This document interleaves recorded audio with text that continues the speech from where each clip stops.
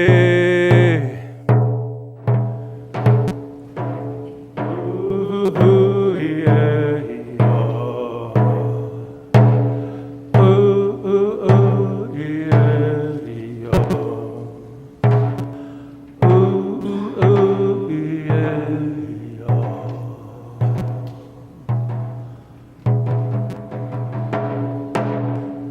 all turn to Sunshine Mountain Shuttle.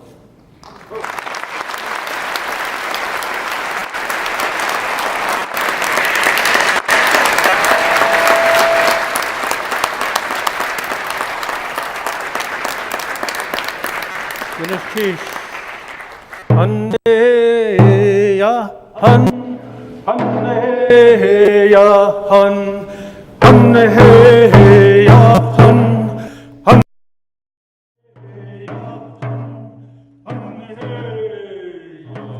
Han he ya han, han he ya han, han he ya han, han he ya han, he ya han.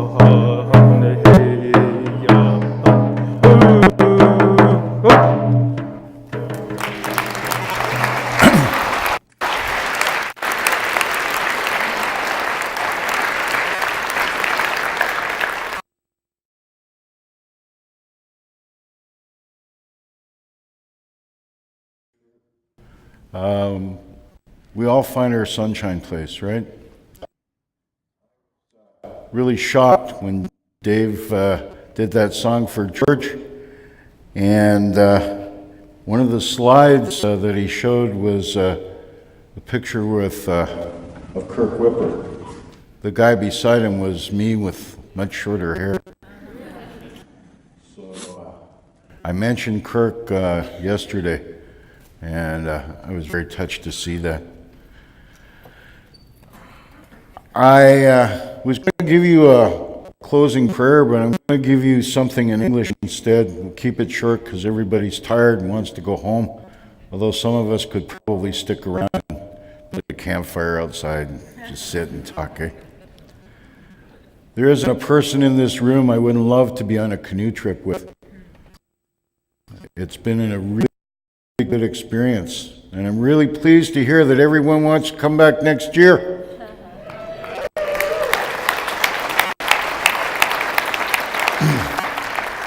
Because as somebody said, George was really difficult to say no to, but so is Alex.